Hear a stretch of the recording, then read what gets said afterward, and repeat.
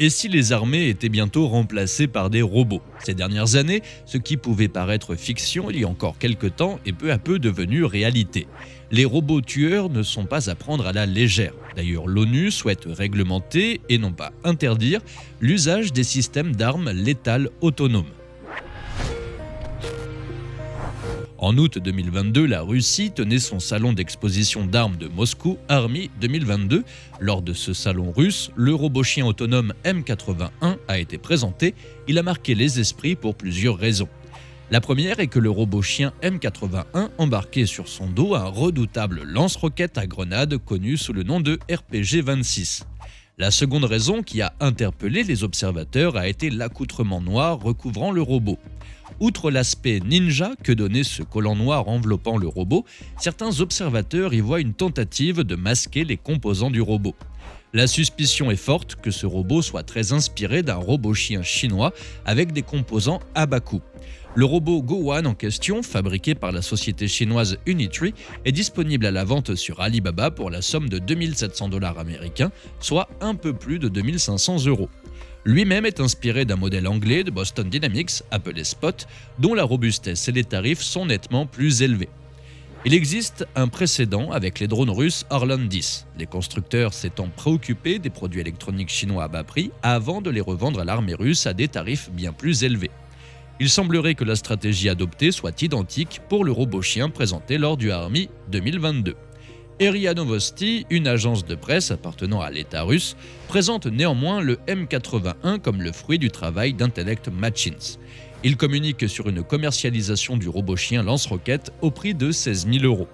Mais Intellect Machines est une société assez obscure. Selon un article du média indépendant russe The Insider, Alexei Aristov, le CEO de cette société, a déjà dirigé plusieurs entreprises. Chacune d'entre elles a été liquidée par le service des impôts car ces sociétés avaient été reconnues comme inactives. Dans ces conditions, difficile d'accorder du crédit à ce projet. Pour revenir à la démonstration de ce salon russe, court sur pattes et extrêmement mobile, l'animal électronique à quatre pattes s'est accroupi avant de sautiller sur place et de se déplacer dans le salon sous le regard amusé des observateurs.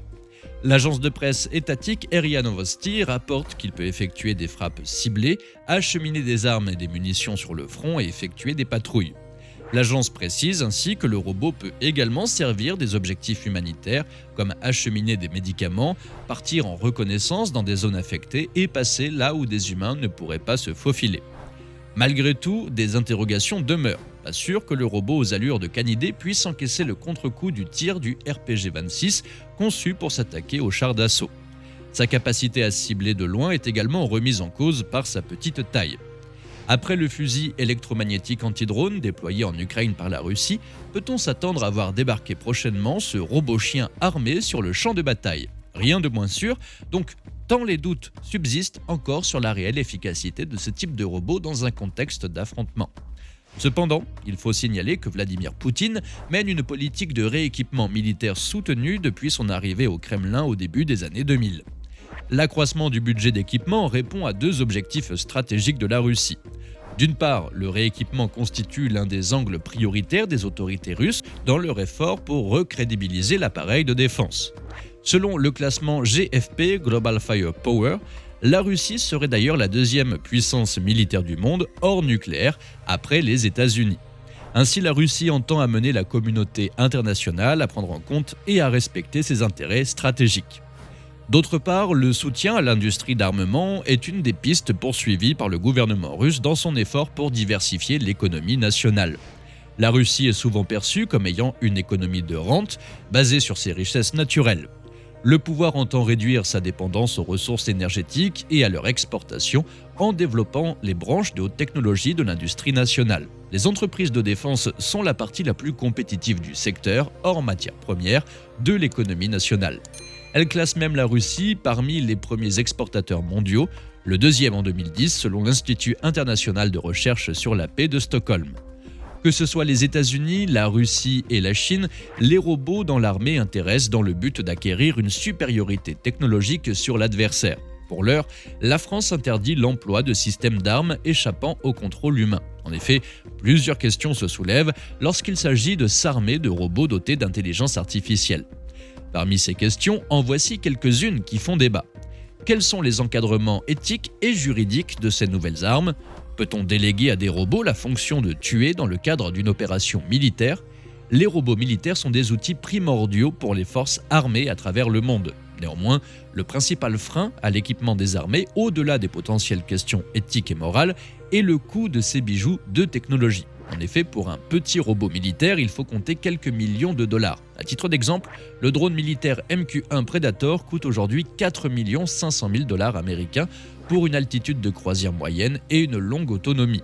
Il est entré en service en 1995. Certains robots militaires dotés d'intelligence artificielle coûteront quant à eux plusieurs dizaines, voire centaines de millions de dollars.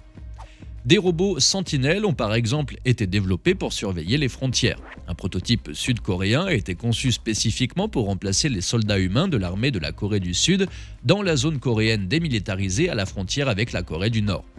Le robot est un système d'armes létal autonome fixe fabriqué par Samsung, puis une filiale, Awa Aerospace. Son prix de 200 000 $ américains est relativement bas par rapport à ce que nous venons d'évoquer. La mission principale de ce robot Sentinel est de surveiller la frontière pour détecter et prévenir des passages clandestins entre les deux pays. Il est équipé d'une caméra et de capteurs qui lui permettent d'agir dans un rayon de 4 km, de jour comme de nuit. Le problème principal actuel de ce prototype est son incapacité à faire la différence entre un allié et un ennemi. C'est évidemment très problématique au vu de son armement très performant. Les robots militaires sont bien souvent appelés robots tueurs. Alors que la mission d'un militaire est de protéger, défendre, sauver, quitte à tuer pour éliminer une menace, le robot est directement nommé tueur pour faire peur. À travers un terme plus officiel, ces robots sont nommés robots létaux autonomes RLA. C'est précisément leur capacité à être autonome dans la sélection des cibles et dans la réponse armée qui est problématique.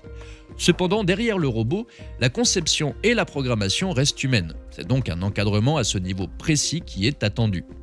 Rappelons que la plus grande partie des robots militaires n'est pas dotée d'intelligence artificielle, ils sont pilotés et dirigés par une assistance humaine à distance. La robotique dans le domaine militaire est une réalité depuis presque un siècle pour les forces armées à travers le monde, car le développement robotique offre au pays une plus grande force de frappe et de protection tout en limitant les pertes humaines en théorie. Ce sont donc de véritables questions éthiques et juridiques qui sont en jeu à travers le sujet des robots autonomes, encore davantage qu'une question de technologie. Établie en 1983, la Convention sur certaines armes classiques a été régulièrement mise à jour pour restreindre certaines des armes conventionnelles. Cela a été par exemple le cas pour les armes non ciblées, notamment les mines terrestres, les pièges et les armes incendiaires.